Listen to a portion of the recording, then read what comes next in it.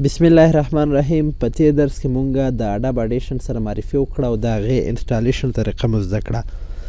ننني درس کې به مونږه دا وایو چې څنګه کولی شو اډوب آډیشن کې ریکارډ وکړو او څنګه کولی شو مایک ورسره وصل کړو او څنګه کولی شو پلاګین راپورته کړو. او د پلاګین نه مخکې باید دا زده کړو چې پلاګین څه شی ده. ښه، راځو اډوب آډیشن پروګرام خلاصو. ما مخکې خلاص کړی دا اپشن یې راکړ. مثلا تاسو دا اډوب آډیشن پروګرام خلاص کړ، دا رقم صفحه تاسو ته دایر شوله. تاسې غواړئ په دې کې ریکارډ وکړئ، نو د ریکارډ کولو لپاره په دغه سرې نښې باندې کلیک کړئ، ریکارډ.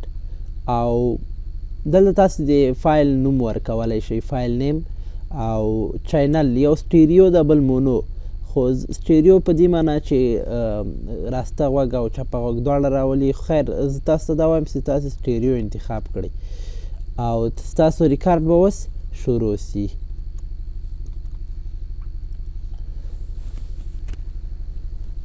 بل غواړئ بیا ریکارډ وکړئ، نو بیا به په دې باندې کلیک وکړئ. غواړئ مثلا دا ریکارډ زه کومه درګرده لګیا ده او دا غواړئ ودروئ، بیرته په همدې کلیک کړئ، دا چې کېږي درېږي.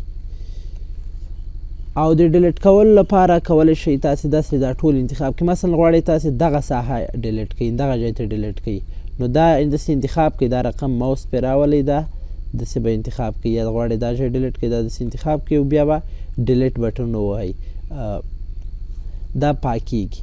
او که غواړئ ټول انتخاب کړئ، کنټرول ای ووهئ، دلته کلیک کړئ، کنټرول ای. د کنټرول بټن که تاسو نه پیژنئ، زه به د کنټرول بټن هم دروښم.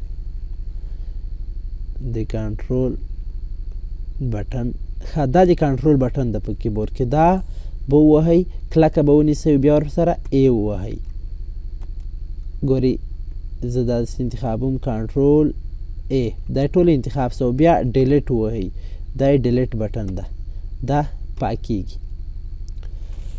بل منګه دا وایو څنګه کولی شو مایک ورسره وصل کړو. مثلا ځینې ملګري مایک لري، کمپیوټر سره مایک وصل کوي، یا اډوب آډیشن سره څنګه مایک وصل کړو.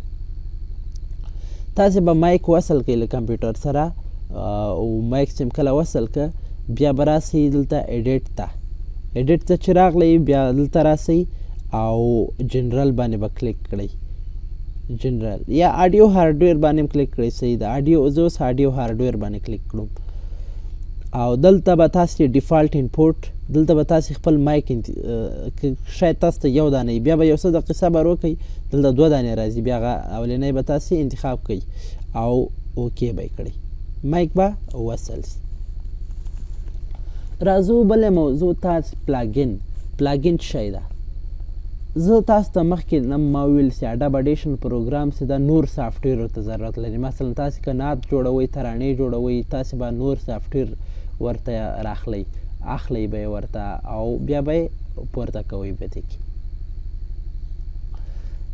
هغه سافټویر ته چې کله تاسې راخلئ، بیا هغه ته پلاګین بیا ویل کېږي. پلاګین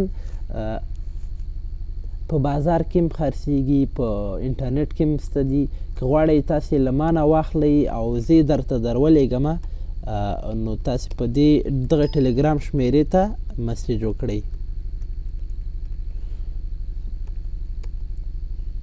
دې شمېرې ته مسیج وکړئ، نو زه به تاسو ته درولېږم. مثلا تاسې پلاګین انسټال کړي وي، هغه غواړئ په کمپیوټر کې راواخلئ، نو دلته به افیکټ ته راسئ، آډیو پلاګین ان منیجر به ووهئ، بیا به ورپسې سکن فار پلاګینس ووهئ. اوس ما راخیستې دي، داسې به انتخاب کړئ، دا به سل سي، او بیا ورپسې انیبل آل ووهئ او اوکې به یې کوئ. پلاګینونه تاسې راواخیستل شول. په دې هیله چې ویډیو مو خوښه شوې وي. په راتلونکي درس کې به موږ د نعت جوړولو مکمله طریقه وایو. چینل در سره سبسکرایب کړئ.